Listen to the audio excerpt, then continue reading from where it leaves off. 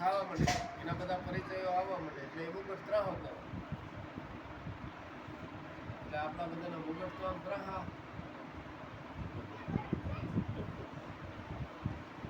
એટલે પછી ધીમે ધીમે બાપા નિવૃત્તિ તરફ ધીમે ધીમે હાલે બધું. હાલે છે ને?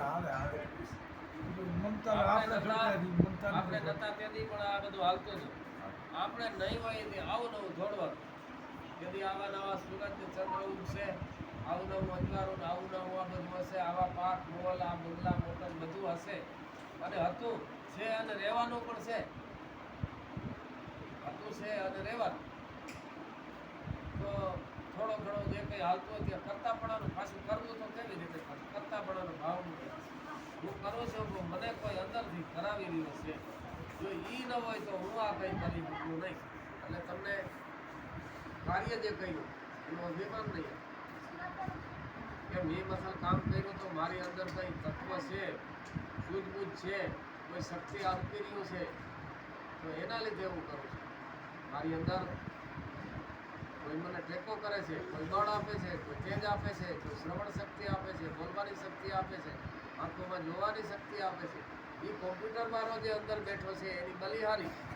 હું કાંઈ કરતો નથી, કરે છે હાથ, અને હાથને અંદરથી કોઈ હલાવી રહ્યો છે. આ જોઈ રહી છે, એ આંખ જોઈ રહી છે, કઈ જોવરાવે તે જ જોવરાવે છે.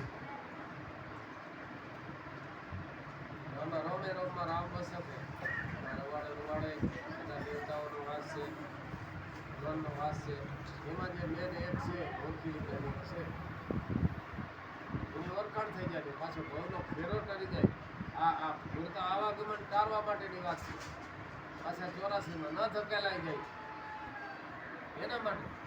84માં ધકેલાઈ ગયા પછી પાછો વારો ઘડીકમાં જ ના, પાછો કાંટે ન ચડાય.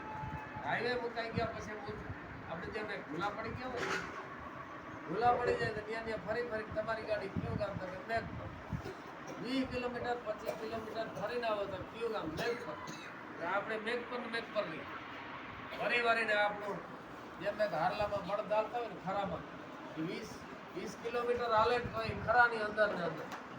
એટલે આપણે એવી માયાની આ ખોજવણ મૂકી દીધી કે ધીમે ધીમે સમય થતાની સાથે આવો સમય સાંપડ્યો હોય તો આ કરતું જવું. એ ક્યાંય ફરજ હોય તો પાછી મનાઈ પણ ક્યાંય સસ્પેન્ડ નથી કરી. નથી એકટાણા ઉપવાસનું કહ્યું, નથી ભણવા કપડાનું કહ્યું, નથી દાઢી વધારવાનું કહ્યું, માળા તિલક એવું કંઈ નથી કહ્યું, અવિરત અખંડ દીવો બારીને બાજુમાં બેઠા રહેજો એવું પણ નથી કહ્યું. તો તમારી અંદર જે અવિરત ઈશ્વર જે હાલી રહ્યો છે, ઈશ્વર જે હાલી રહ્યો એને ઓળખો. કેવો છે, કેટલો છે, કેમાં છે, કઈ નાળીમાં છે. આ સંતોએ ઉપદેશમાં બતાવ્યું. એ તમને યાદ રહી જાય કે આ નાળી કઈ ચાલુ છે. આપણે હમણાં એક સત્સંગમાં લીધું હતું, વાત કરી હતી કે તમને ખાલી 24 કલાકમાં શીખવણા તમારે કેટલી વાર રહી અને કેટલી વખત આવી એ આમાંથી કોઈને યાદ હોય તો એ ઊંચી આંગળી કરો, એનું ભજન કરવા મહાન. આપણે આમાંથી કહી કે ભાઈ તમારી શીખવણા આજે ગુરુવાર છે, સવારથી અટાણ સુધી કેટલી વાર થઈ, આમાંથી કોઈને ખબર નથી. ઊંચી આંગળી એ ધ્યાન રાખવું જ કહેવાય ને. આપણે ભલે ને કામ કરો એવું જીવન થઈ જાય પછી કામ કરવાનું શું. આથી આગળ નોકરી કરો પણ એ ખબર રહેવી જોઈએ કે આ નાળીનો અટાણે સ્વાદ ચાલુ છે એનું નામ જો. અને આટલી હાથે ભજન પૂકી ગયા પછી તમારે આ મહામંત્ર પણ ભૂલાઈ જાય. પછી કંઈ એવું મહામંત્ર ત્યાં પૂગ્યા પછી એ જપવાની જરૂર રહેતી નથી પણ આગળ છે આ ખબર હોય છે કે કયું કામ ક્યાં સ્વરમાં કરવું, કયો સ્વર હાલી રહ્યો. અત્યારે આપણે અડધો અત્યારે પણ ખબર નહીં હોય કે સ્વર ચાલુ એટલે એને તમે ઓળખો. આવન જાવનને ઓળખો. કયો આવન હેલી આવન જાવન સુરતાને કહે કે આવન તો જાવન ધ્યાન એટલે એ વારે વારે તાજું થાય એના માટેનો આ સત્સંગ છે, એના માટેનો વાયક છે. પછી પ્રેમથી સમય થાય ત્યારે પ્રસાદીનો સમય થાય. પછી જે ભાઈ વાણી બોલતા હોય, બહેનો વાણી બોલતા હોય એ વાણીનો બધાને લાભ મળે. એ વાણી ઉપર બધાને પાછું સત્સંગ થાય. પછી આપણે તો શું છે નિયમ સમરમ બાપા પણ કહેતા અગાઉ આપણા સંતો પણ ઘણા કહે કે આમ તો કાયમ વાયક હોય અને કાયમ આ સત્સંગને ટકાવી રાખશે. એક બે દિવસનું ન હોય. કલાકારો હોય કદાચ હવાર થાય પણ એની 2 લાખ રૂપિયા લઈ લીધા પછી 2 દિવસ ઉતરીએ તો કઈ વાંધો ગમરે. આમાં આપણે તો ઘરના ભાડે આવ્યા હોય અને આપણે 12 વાગે વાયક થઈ જતા. 12 વાગ્યા પછી બધાને જ્યાં છેટા ફલાવાળા હોય જેને જે કામ કરવું હોય, કોઈ વાડી ખેતરે જતા હોય, રખોલે જતા હોય તો 12 વાગ્યા લગી. અને આમ તો ઘણા માણસને એવી ટેવ પણ પડી ગઈ કે 12 વાગ્યા લગી ગામને ચોરે કે ગમે ત્યાં બેઠા હોય પછી લોકો વાડી ખેતરે જતા હોય. પણ આ સત્સંગમાં એમ થાય હોય તો 12 તો ઉજાગરો થાય બહુ કહેવાય.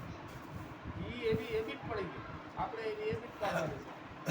12 વાગે આપણા નિયમની જે ઠાર થઈ જાય પછી બધા પોતપોતાના દેહ છે એને આરામ આપવું પડે, દેહને પ્રસાદ આપવો પડે, દેહથી આ બધું કમાવવું પડે. આપણા જે કંઈ ઋણાના સંતાનોના કારણે જે આપણે આ વૃદ્ધાશ્રમ ફસાયું, દીકરા દીકરી પરણાવવા પડે, મકાન મોલાદ ખેતર વાડી ગોળી કોન્ટ્રાક્ટર જે કંઈ આપણે જે મળ્યું હોય જે કંઈ નોકરી જે દાન મળ્યું છે એમાં આપણા સંતો એમ નથી કહ્યું હવે નોકરી મૂકી દીધી. કેટલું કહ્યું? માત્ર 5 રેડીમાં રહેવાનું કહ્યું. દારૂ ન પીવાનો, જુગાર ન રમવાનો, ચોરી ન કરવાની, વ્યભિચાર ન કરવાનો, નોકર નહીં ખાવાનું, ઈર્ષા નિંદા ખટપટથી દૂર રહેવું, કમાવો મોજ કરો. ખાલી અડધી કલાક. એમાં અડધી કલાક ભજન ના થાય તો ઉપદેશ મળ્યા પછી અને તોય આપણે અડધી કલાક ભજન ના થાય અને સવારે 7 વાગ્યા લગી ઉતારે ઉપદેશ બસ ગુરુમાં પ્રેમ છે તો 7 વાગ્યા સુધી નીંદર આવે જ કેમ? 4 વાગ્યાનો ટકોરે ઉઠી જાય તો ગુરુ ઉપર પ્રેમ હોય, શબ્દ ઉપર પ્રેમ હોય, વિશ્વાસ હોય. ગાંડો પાછો ભાવે ન હોય. ગાંડો ભાવ છે ને એ બહુ કામ કરશે. ગાંડો ભાવ છે ને ગુરુ પ્રત્યે ખૂબ પ્રેમ એને રાખ્યું તો મારે પણ રાખવું. આવો નહીં રખાય. ગાંડો પ્રેમ એ નહીં. પ્રેમ અવિરત સાચો હોય, બનાવટી પ્રેમ નહીં, દેખાડવાનો પ્રેમ નહીં, અંદરનો અવિરત. એને જ સાચો પ્રેમ કહ્યો, એને જ પ્રતિવ્રતા નારી કહી, એને સુરતા એ જ પ્રતિવ્રતા નાર હોય. એવું આપણે જીવન બનાવવા માટે આ જે કંઈ આપણે રાખીએ છીએ એનો અર્થ એ છે. અને બીજા તો આપણા ઘણા સંગઠનો હોય, જ્ઞાતિ જાતિમાં ઘણા સભાઓ સંમેલન ઘણું બધું હોય, ઉત્સવો ઉજવાતા હોય, ઘણું બધું હોય. પણ આ સત્સંગ વરીને શાંત કરવા માટે સંતો વરી વાણી દ્વારા કહી જાય. વાણી એના માટે સમજાય વિશ્વાસ કરો એ સમરણ જેટલી અજબ પ્રજા તો બધું આપોઆપ છે. જે છે તમારા ઘટની અંદર છે ત્યાં બીજા પછી તમે પોતે જ છો, ખુદ જ છો. પણ ખુદ ક્યારે છે? અત્યારે નહીં. એ ઓળખી લીધા ને એ કક્ષાએ બીજા પછી તમે જે ખુદ છો એ ખુદ છો એ તમારી અંદર જે છે એ અજન્મ છે, જન્મ નથી, એનું મૃત્યુ થયું નથી, મૃત્યુ થશે પણ નહીં. આજે આ દેહમાં છે, કાલે બીજા દેહમાં વી જાય. કેટલો ફરક કે આ દેહમાં છે એને આમાં ટકાવી રાખે. મનુષ્યના દેહમાં પાછા આમાંથી ટ્રાન્સફર થઈને આગળ કૂતરા બિલાડા નથી જવું. એના માટેનું ભજન છે. 84 કાપવા માટે. અને સંતોએ તો કહ્યું છે કે જેને આ મહાશબ્દ મહામંત્ર મળ્યો એ ઠાકડું પાછું 84 એને 84માં નથી જવાનું. ગુરુની રેણીમાં રહી